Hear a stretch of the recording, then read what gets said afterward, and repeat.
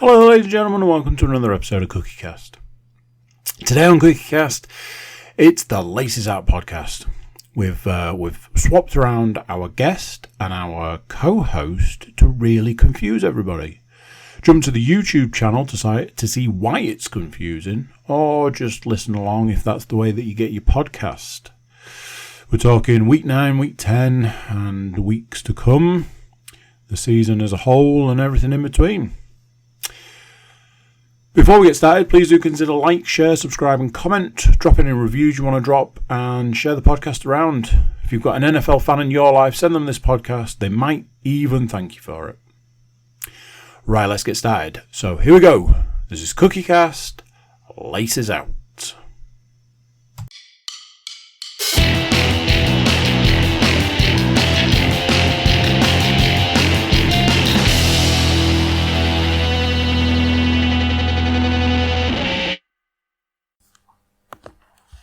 Recording in progress. So, it's NFL football podcast. And this week, last week's co-host brought a co-host with him. Wait, something's gone wrong. If you're not watching on YouTube, you won't see that the dynamic duo of the hosting team for the NFL podcast are back. But it's obviously a big week because we needed another host. So, Paul, how's it going? How did you enjoy your week off? Well, as viewers and listeners of the as yet untitled football podcast may recall, the reason I was off last week was because I was in person at a football game that contained two of the three teams we cover on said football podcast. So, yes, I very much enjoyed my week off, as it were. Putting those press credentials to use. Absolutely. As it was, we did a bit of a switcheroo in the fact that last week's guest. So, follow along. Might write this one down. Write it down if you need to. Last week's guest was Stu. This week's guest was Mark. But Mark had been to the London game, so it felt more like the right move to have Mark on last week. But then we needed a co-host because Paul was getting some boots on the ground football podcast info. So Stu stepped in as the co-host, only to then return a week later as the guest. I mean, I'm glad you didn't use the phrase "bad smell" at any point in that. I was gonna go with like a Colonel Mustard candlestick in the dining room, kind of. I was half expecting carry the one, divide by pi, times by the circumference. We need those. We need those like mathematical graphics going over while I was talking there. I'll try and sort that out for the video. Anyway, week 9 to talk about. Week 10 to talk about. This is the bit where I just automatically default to Paul to actually, steer the ship in the right direction. So, Paul, what have you got for us? Well, due to Mr. Woodmansey's stellar work filling in for me last week, by the way, thank you very much for that, sir. Very much appreciated. He did send me all of the information that took place in last week's podcast. I mean, I probably would have been able to get that information because I listened to said podcast, as it was very enjoyable. Must I say so as well? Quite interesting to see how the sausage is made, so to speak. No? Sort of? Well, anyway. So, Stu sent me all the details, so I do have in front of me everyone's picks from last week. Obviously, I had already made picks myself, so it was just a case of Andy, Mark and Stu's picks all coming together for the overall week's pick. So, a strange one in that we had 4 people making picks last week. Coming last with 8 out of 13 picks correct It's a good thing I had the week off, lads, because it is me. Yes, I was let down by 5 teams. So I was let down by the Falcons, the Packers, the Bills, the Raiders, and the Cardinals. They officially joined the Paul Williams shit list. Joint second, if you can sort of call it that, when it's 4 people. Yeah, we'll go with joint second, with 9 out of 13 picks correct. It's the 2 people taking up the guest slot, technically, from last week. It is Mark and Stu. They were let down by the Packers, the Bills.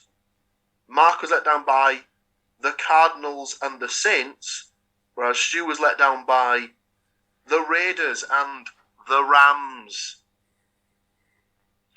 Which means he's already worked it out. He sat there looking as pleased as punch, proud, sitting atop the mountain. It is Mr. Andrew Cook with 10 out of 13 correct selections. Well done, sir.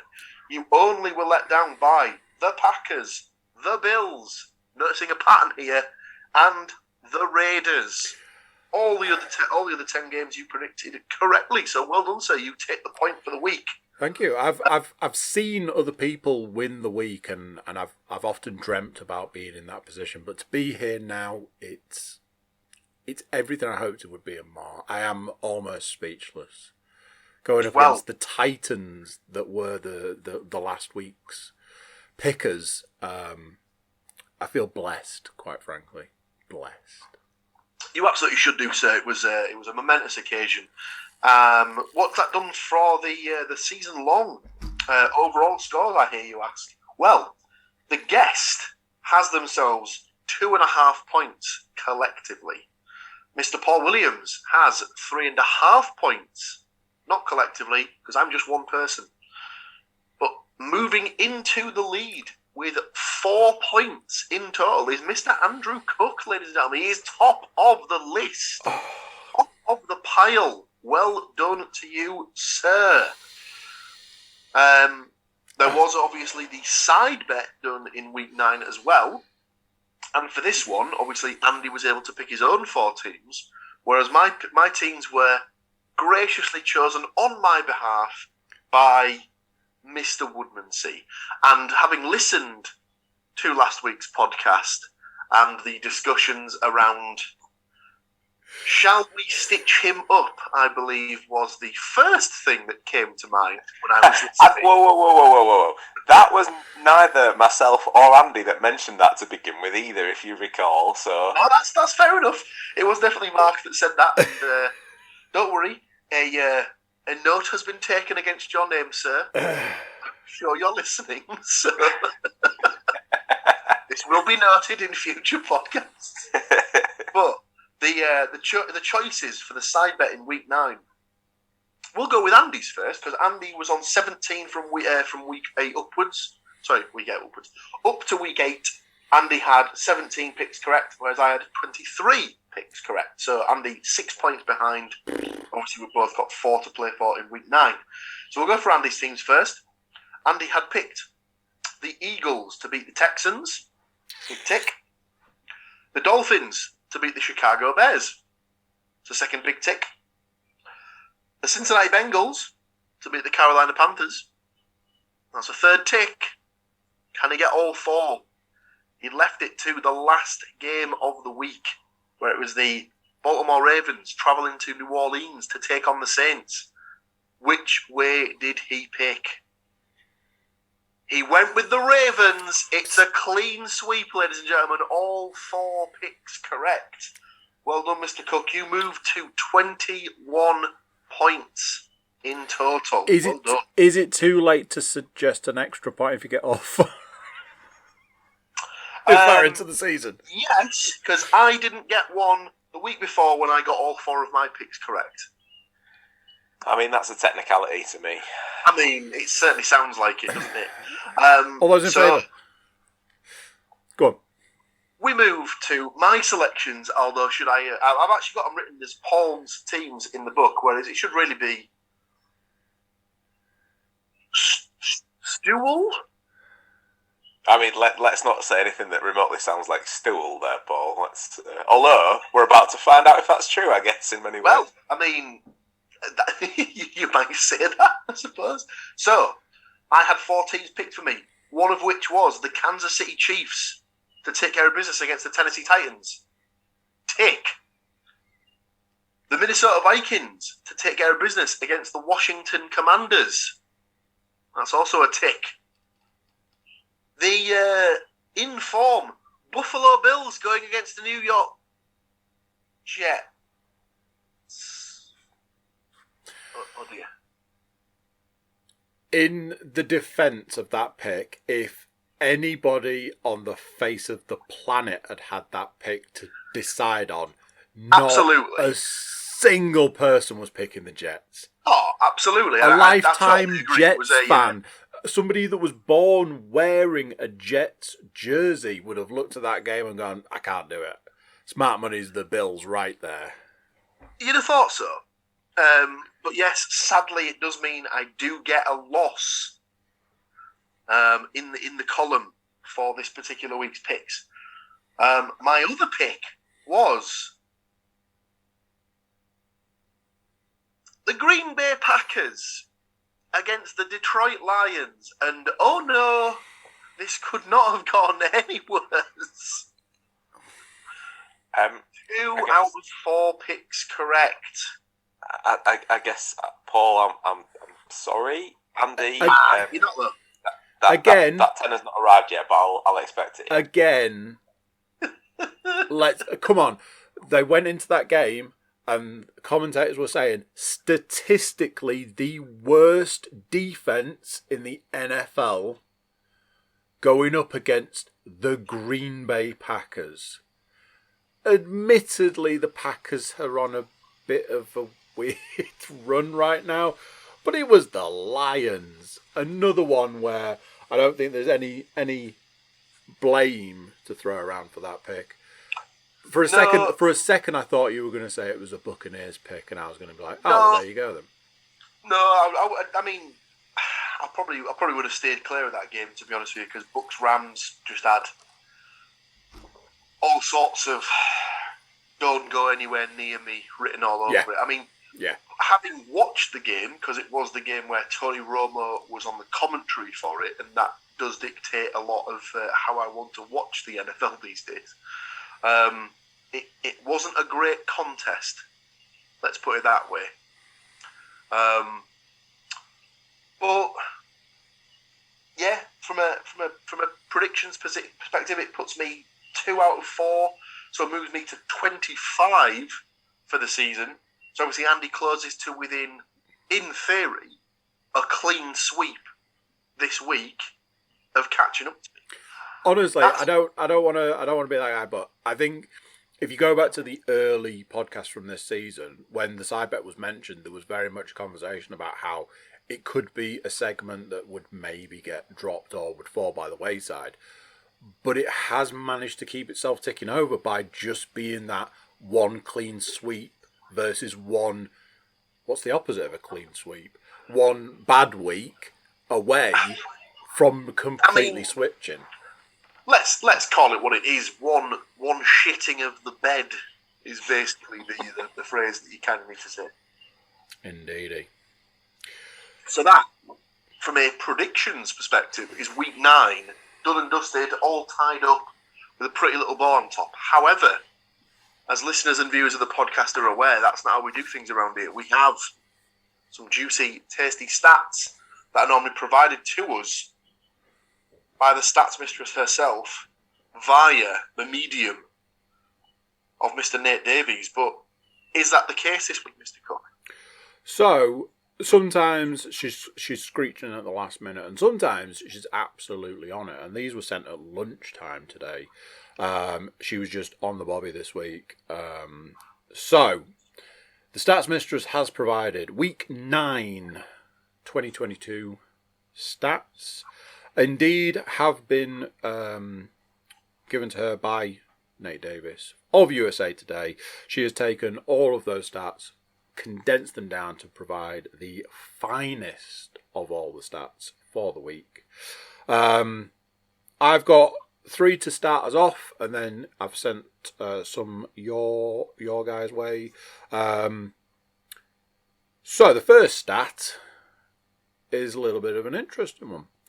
The 272 game regular season officially hit its midpoint Monday night when the Baltimore Ravens and the New Orleans Saints completed game number 136. And as everybody knows, this is the point in the season where every week you will hear me say, season's basically over now, isn't it?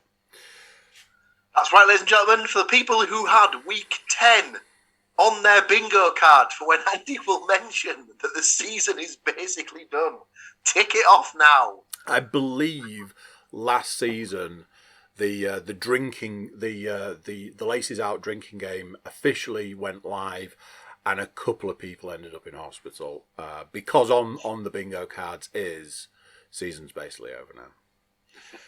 The second stat for this week is probably as big as the rest of the stats for the week. It's an absolute doozy. It fills the screen, so I best get started, otherwise we'll be here until Super Bowl. Sunday was miserable for Buffalo quarterback Josh Allen, who was picked off twice and sacked 5 times in what was by far his worst game of the season, and the only one where he failed to throw a touchdown pass. Given how tight the MVP race projected entering Week 9, it's the kind of performance that could cost him the hardware down the line. But potentially more worrisome for Allen, he admitted to experiencing slight pain in his throwing elbow after getting banged around on Buffalo's final drive. If slight progresses to something more serious, the tenor of the entire 2022 season could change massively. I've watched back, I've seen that play where he's suffered an injury, and it's a little bit tasty, to say the least. He takes a wallop when his arm's coming forward. And it was one of those, a bit like, my final stat for this week is the Kansas City Chiefs quarterback Patrick Mahomes surely cut into Allen's apparent MVP lead in Sunday night's overtime win over the Tennessee Titans. Mahomes passing for 446 yards and rushing for 63.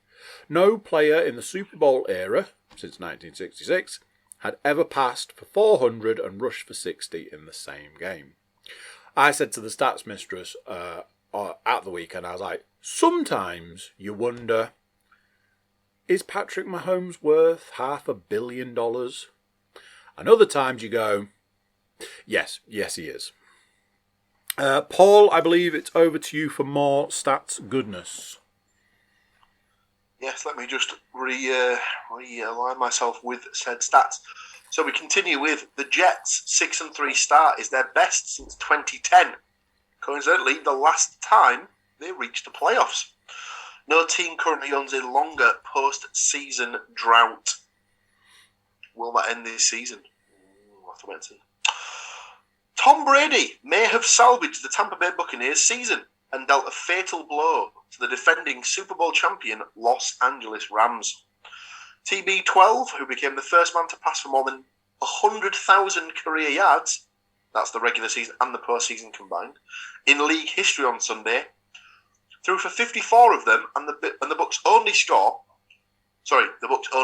touchdown over the course of 35 seconds on his team's final possession. His 1-yard pass to rookie tight end Cade Otton swung the outcome in Tampa Bay's favour. As we said slightly earlier in the podcast, that was not a great game. It wasn't one for the purists, let's put it that. No. The Dolphins barely escaped the Bears in Chicago, 35-32, thanks in large part to wide receiver Tyreek Hill's big day. 7 catches for 143 yards and a touchdown. His 1,104 yards and the most by any player through 9 games during the Super Bowl era. Hill's on pace for a record 2,085 yards and could become the first ever receiver to surpass 2,000. It does look as if that is on, and I saw a stat for that during the week, and it was like, wow. Tyreek Hill, 1,104 yards. He is at the top of the list. The next one down, Dallas Cowboy wide receivers. The next one down was another team, and it was just all of the teams. So he has more yards than entire teams. And the Dolphins had their bye as well, so he's only played 8 games, I think. So he's comfortably got 100 yards plus in each game this season. Indeed. Which is baffling. But anyway, if it happens, obviously records are there to be broken. And my final stat for the week, Chicago Bears second-year quarterback Justin Fields threw 3 touchdown passes against Miami, ran for 1, and rushed for 178 yards, a regular season record by a quarterback in the Super Bowl era. Only Colin Kaepernick, who piled up 181 yards on the ground in his playoff debut against the Green Bay Packers in 2013, has had a bigger rushing day by a quarterback in the previous 56 seasons. Lamar who? I was going to say, when you're talking about a league that has Lamar Jackson in it, and the way he played at the weekend was absolutely insane. The number of times he just kept the ball and ran it, kept the ball and ran it, kept the ball and ran it. It was like, he is a one-man team. To say that that's the stat, it's like, what? I'm up against Lamar Jackson this week. Oh no, wait a minute! It's their bye week. Hooray! Anyway, so yeah, Paul did mention Green Bay. So speaking of the Pack, their season may have reached the point of no return after an unsightly 15-9 loss to the Detroit Lions. Green Bay is 3-6 after its 5th straight loss and has never recovered from such a poor record through 9 games to reach the playoffs. And as much blame as Rodgers has deflected this season, he has to eat this one after throwing multiple red zone interceptions in a game for the first time in his career. Cincinnati Bengals running back Joe Mixon scored a franchise record 5 touchdowns in Sunday's 42-21 blowout of the Carolina Panthers. He added just the 211 total yards for good measure. Andy was particularly happy about that from memory. Yeah, I was delighted. Las Vegas Raiders wide receiver Devontae Adams in the first half Sunday had 9 catches for 146 yards and 2 touchdowns and lots of fantasy points for my team. Adams in the second half, 1 catch, 0 yards. Not so many fantasy points for my team. It's interesting you say that, Stu, because in one fantasy league, the team I was up against had Joe Mixon, and in the other fantasy league, any guesses who they had? Possibly Mr. Adams. I got absolutely thumped into the ground on the weekend, like scores like you've never seen before. Isn't that right, Paul? Well, ultimately the Raiders also lost to the Jags as well, just to finish off that last little bit. And the final one, the new Los Angeles Chargers kicker, Cameron Dicker, the team's 13th kicker since the Chargers relocated to LA in 2017, drilled a pair of fourth-quarter field goals, including a 37-yarder at the gun to give the Bolts a 2017 victory over the Atlanta Falcons. Shout out at this point to the Chargers media team, because I bloody love their Instagram account. The caption on the photograph of the team raising the kicker aloft at the end of the game with big Dicker energy underneath it was enough to make me howl a little bit on Sunday I mean, evening. I'm sorry, but you can't have somebody who is a kicker and their name is Dicker. It's just not okay. It's not allowed. I mean, it could have been worse. It could have been an L. No, we should petition that all skill position players, their name has to rhyme with their position. So what's somebody who plays at tight end going to be called? Bell. Anyway, moving on.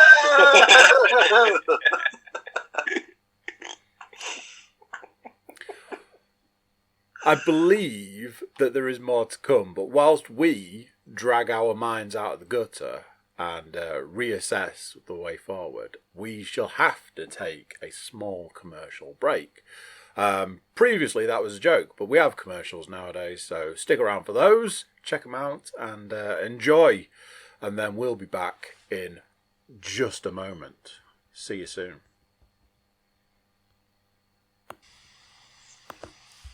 Recording in progress. Back at it. Coming back at you. Paul, where are we at? So, week 9, predictions, done. Side bet, done. Stats, done. That is week 9, fully finished. Put it in the corner, send it away. It doesn't exist anymore. As Andy said, the season's basically over. Let's just pack it up and go home now. We move to week 10. There are 14 games. If I was on the ball, I'd know which teams are on bye this week. I know the Jets are one of them. Outside of that, I can't The tell Bungles. you off the top of my head. The Ravens are. The Bungles. Yes. Bengals, Ravens, Jets, and insert team name here in post. So, 14 games left on the schedule for week 10. Myself, Andy, and Stu have made picks for this week. So we will go through game by game and see where those picks take us. We open the week with the Thursday Night Football, and oh dear, the NFL have decided to start punishing us all again by putting on terrible games on a Thursday. So everyone's going to have to suffer this week with the Atlanta Falcons travelling to Carolina to take on the Panthers. Oh, dear Lord, why is this happening to us? Surprise, surprise, we have all picked the Carolina Falcons there. Correct. The Patriots. The Patriots, they're the other team that's on bye this week. That would make sense. Yes, the Carolina Falcons would not make any sense because they do not exist. We have all picked the Atlanta Falcons to win this game. We then move to the Sunday slot of games, and the Seattle Seahawks take on the Tampa Bay Buccaneers, but it is not in Tampa. It's not even in America. It's not even in the UK. It's not even in Mexico. This one takes place in Europe at the Allianz Arena, I believe. Munich, Germany. Germany's first ever NFL regular season game. What time are we all flying out there, lads? No? Didn't fancy this one? I imagine it'll be a winner. I would quite like to go to that stadium. It looks impressive. I don't know if people have seen it in the past, but it was obviously built for the 2006 World Cup, but they've built it in a way where the outside can be lit up in whatever colour it needs to be. So I wouldn't be surprised if it's lit up in the colours of the German flag, or half of it in the German flag, half of it in the US flag, maybe before the game starts or during the sort of the opening bit and stuff like that. But I digress. Even though the Seahawks are the team in this game with the winning record currently, we've all taken the Buccaneers to get the win here. Probably, I'd assume, because Mr. Brady can't have a losing record on his or a loss on his record in the only game so far to have taken place in Germany. Probably. So, I'd seen something that was saying that Geno Smith was on absolute fire in the last Seahawks game. The Seahawks,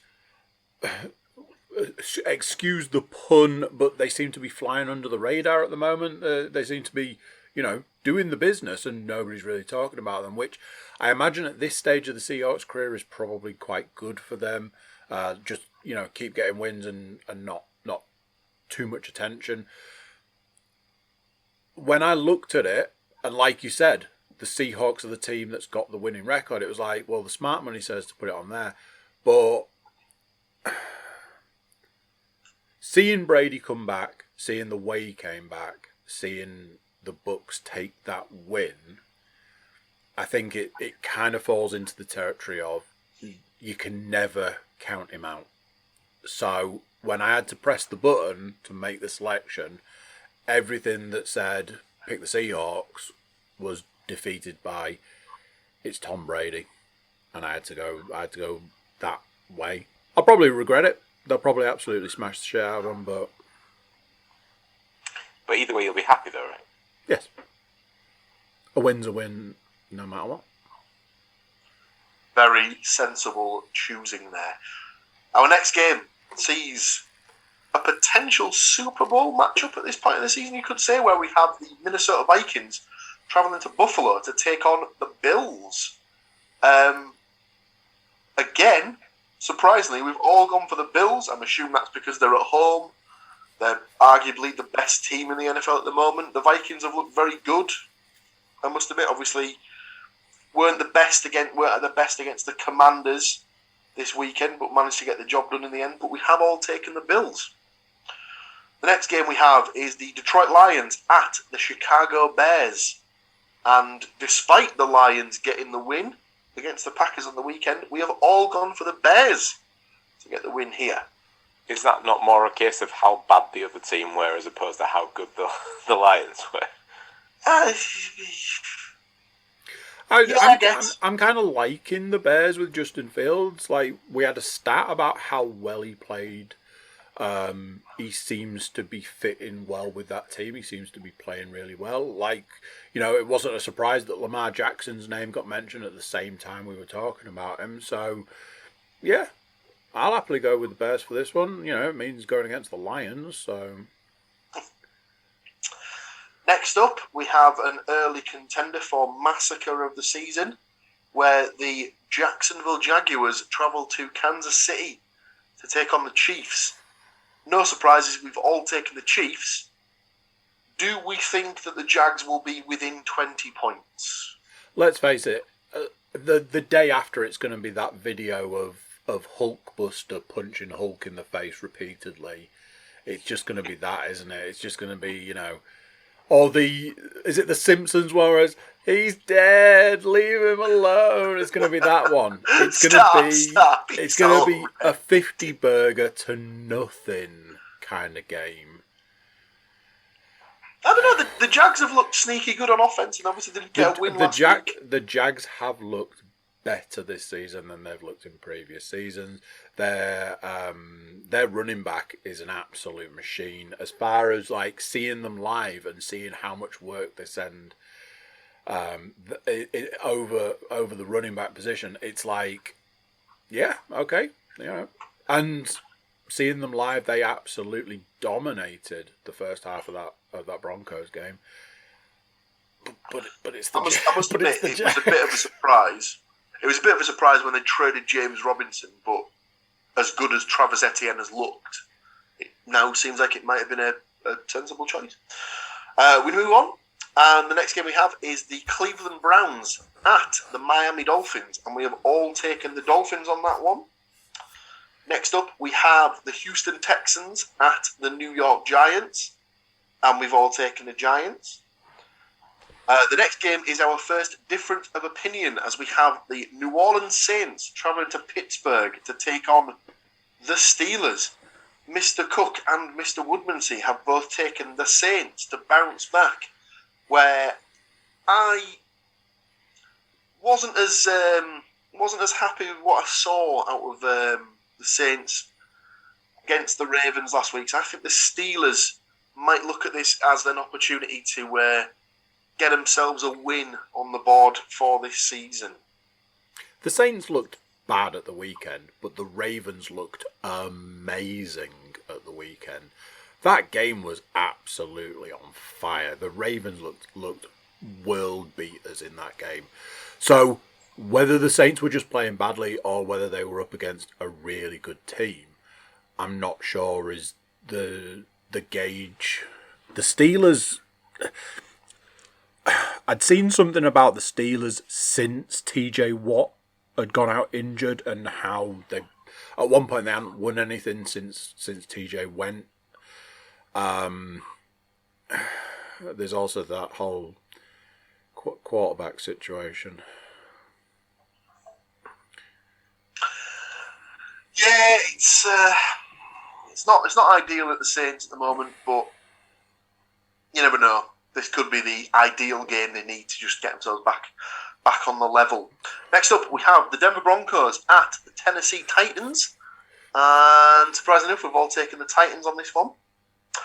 Next up, we have the Indianapolis Colts, who, after their game against the Patriots this weekend, fired head coach Frank Reich.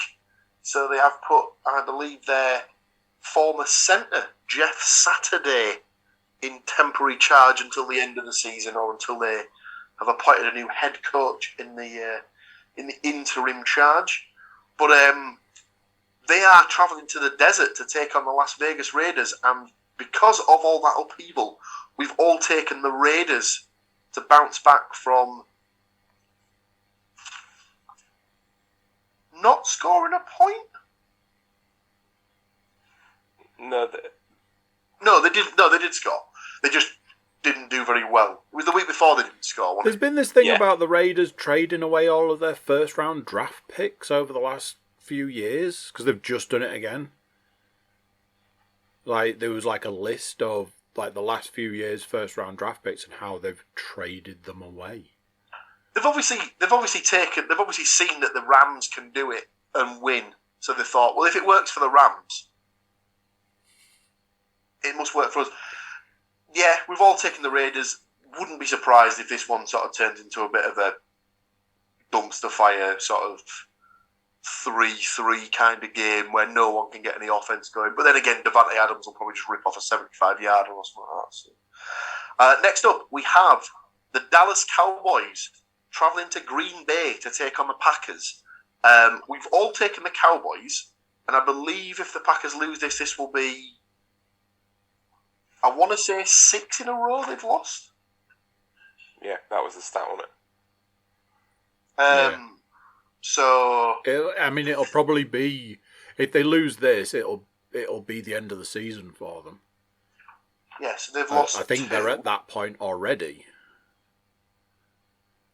Yes, they've lost to in consecutive weeks. They've lost to the Jets. Oh, hang on, no, I missed a team out.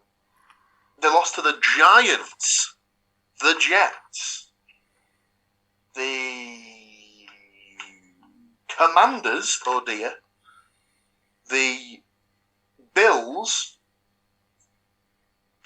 and the Lions. Yeah, so this will be 6 losses in a row. I could pretty much confidently say that I don't think Aaron Rodgers has ever lost 5 games on the spin, let alone 6.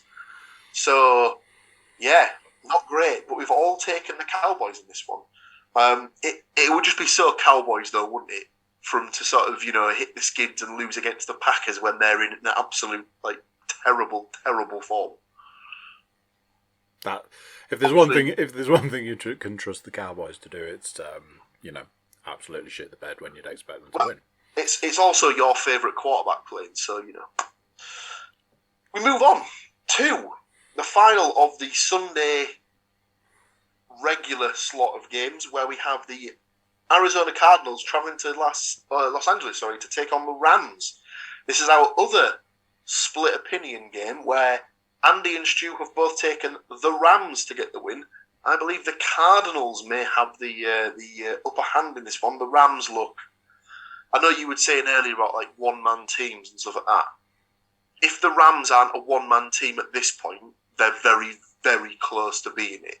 If the ball doesn't go to Cooper Kupp, they don't really get anything going. I think there was a stat that came out that I heard on the Around the NFL podcast where something ridiculous like 25 passing attempts went to players that weren't Cooper Kupp, and it combined for 9 yards.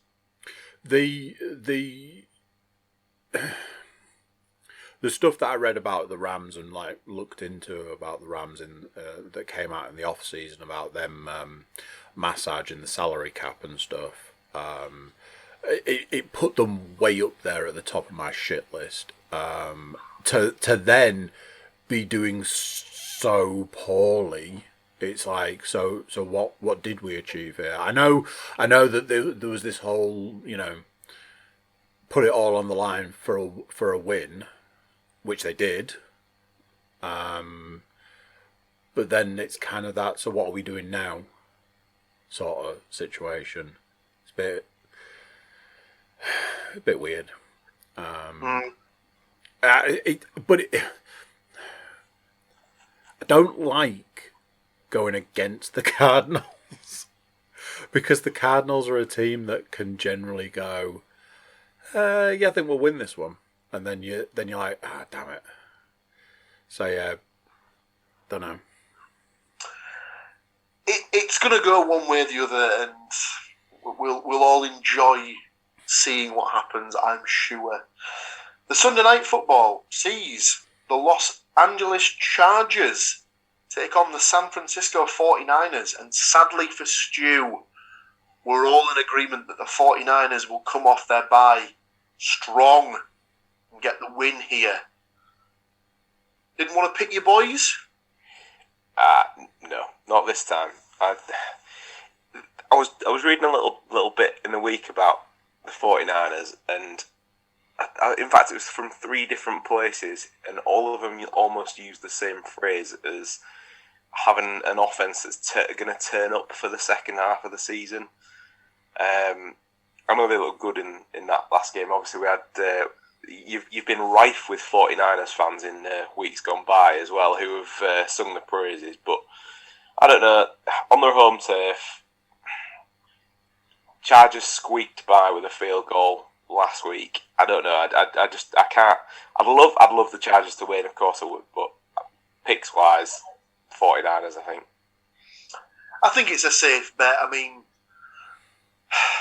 McCaffrey looked. I was just about to say it's CMC. The moment you add that, when you've got a potion and you add that drop of CMC to it, it's going to explode. So, and to see how good he looked after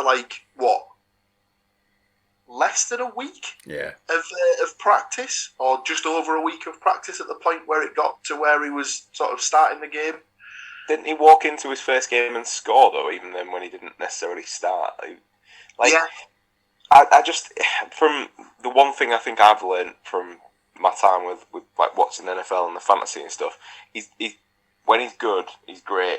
When he's injured, see you in 8 to 10 weeks, mate. It's like this is the problem. He is an incredible running back who's an incredible threat in the flat when you throw in your checkdowns to him as well. He's basically made of glass. So he's only one wrong tackle away from an injury that's going to put him out for, like you say, number of weeks at a time. We finish the week with the Monday Night Football, where we have the Washington Commanders taking on the Philadelphia Eagles, and it's another situation where the team from the Thursday Night Football ends up with a mini bye, because the Eagles haven't now played since last Thursday and won't play again until this coming Monday. So they've almost had, 10 days off? 10 days off, yeah. So it's basically a second bye for them. So anyway, very strange. Surprise, surprise, we've all picked the Eagles to continue their winning streak. What that does mean is that both Stu and Andy have picked the exact same set of results across the board. So what we've agreed to do as a tiebreaker of sorts is that I've asked the lads to give me their prediction, as it were, for the number of points scored in the final game of the week. So the Washington Commanders against the Philadelphia Eagles. Andy has supplied his number. I'm going to see if Stu gives me the exact same number, and then we might have to pick again. But combined total points, Stu, what do you think the combined total points will be for the Commanders-Eagles game? Okay, so as I begin to announce this, I'm going to watch the faces.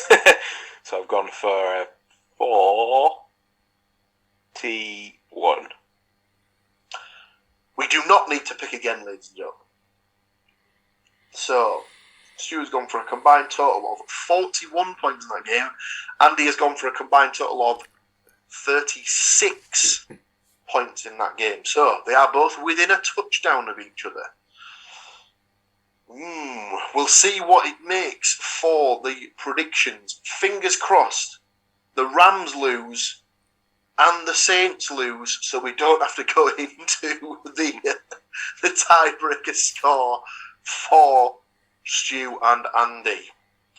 That is the Week 10 picks done.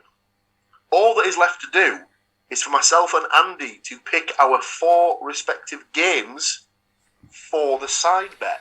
Now, for the first time in what feels like a long time, I'm able to say Andy won the week, but he's still behind in the predictions. So, because you won the week, should I pick first? Or because you're still behind, do you want the option of picking first? I don't know the right answer. So maybe we should default to Stu to make the decision. But the last time I made decisions at this point, I got in trouble. So, no guilt, no shame, no. I'm gonna make that decision then. Paul can pick first, and then Andy can take 2 games off him in a row. I like it. I like it a lot. So I have the clean run at the full board for my first pick. I mean, it's staring me right in the face. So I'm going to do the honourable and decent thing and take the Kansas City Chiefs off the board straight away. Staring you in the face, it's the one game I'm looking at going, well, that's an absolute banker. You say that? You banker. You say that. You do now get the joy of 2 delicious picks in a row, though. So, choose wisely. Your first selection will be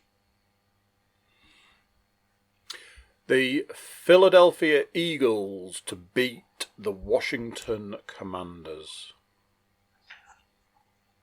Not where I would have gone with my first pick, but I believe I would have chosen that game at some point. Just because it's divisional, so you never know what's going to happen with a divisional game. Your second selection, sir.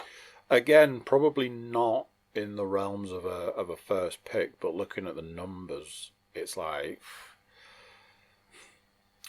And it feels weird to say, but the New York Giants to beat the Houston Texans. Feels weird picking that so early, but looking at the numbers, it's kind of a banker, I think. I don't think either of the New York teams are as like a risk anymore. To be honest with you, we're at that point where they've proven that they're actually decent. So they're a solid pick, you'd say at this point, maybe. Right then. So my next 2. I will have, I can't believe I'm about to say this, but I'll have the Las Vegas Raiders to beat the Colts. No one knows what's going on with their quarterback room at the minute. They've obviously just sacked their head coach. I think the Raiders at home. That was a game I looked at as another kind of, I mean, it must be a banker with everything that's going on with the Colts. It was the Raiders element I was struggling with, so I was a bit like... that is the problem. That is the only issue with I'm going to move on, so I don't have to deal with it. So, my second pick then, of this 2, I'm going to go for the Tennessee Titans to beat the Denver Broncos. Again, Titans at home. Broncos obviously coming off the bye, but probably not the strongest. So I'll go with the Titans. You have 2 picks to close it out, sir. So I'm going to go with the Miami Dolphins to beat the Cleveland Browns. Now, anybody who's playing along at home is probably looking at a certain game and going, why the hell has nobody picked this? And it should be a no-brainer because of the, one of the teams. But I'll just say the Josh Allen situation is putting me off picking a particular game, because if you pick it and he's announced as being out, you could have essentially handed a game. Am I needing to pick another one? Yes. Having said what I've just said, I will go with the Chicago Bears to beat the Detroit Lions. Going back to what I was saying earlier, I'm liking Justin Fields at the Bears. I'm liking what they've got going on there. I'm expecting to see a lot of running, because the Lions' defense is terrible. Oh my!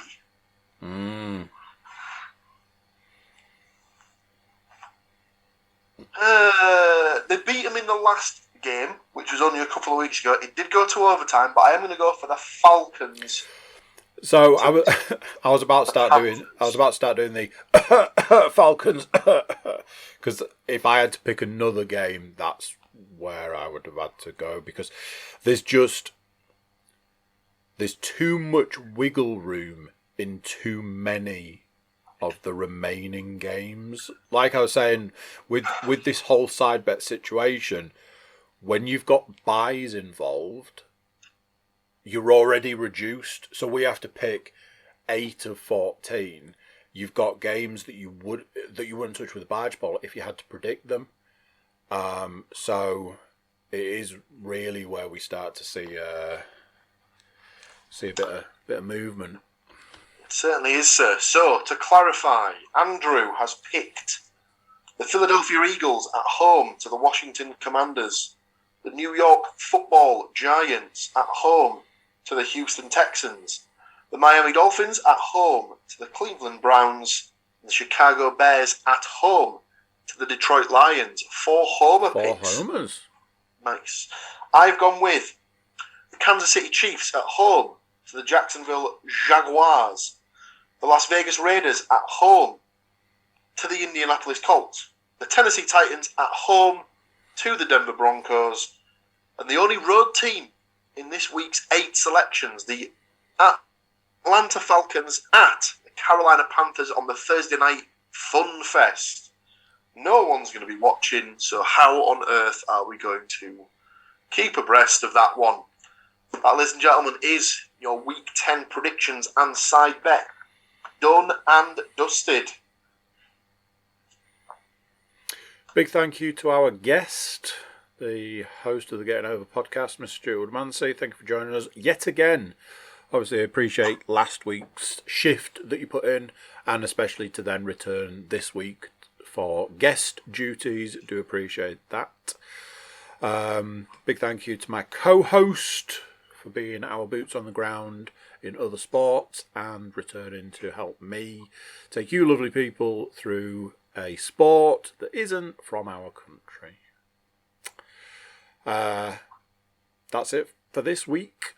Come back next week where I will say the phrase, the season's nearly over, a minimum of 3 times, if not every other sentence. Until then, it's goodbye from me, it's goodbye from him, and it's goodbye from him, and we will catch you next week.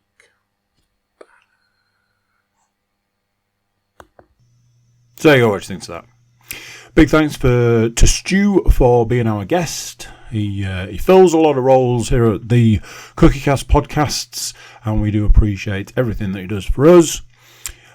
Big thank you to the co-host for returning from on-the-ground duties, and a big thank you to you for listening and or watching. Before you go, please do consider like, share, subscribe and comment. Drop reviews, share the podcast around. You can also check out the website. It's thecookiecast.com. There we've got social media links and an email button so that you can get in touch with us. That's it for this one. Until next time, I'm going to say bye, and I'll see you then. Thanks for listening. If you like this episode of CookieCast, please like, share and subscribe.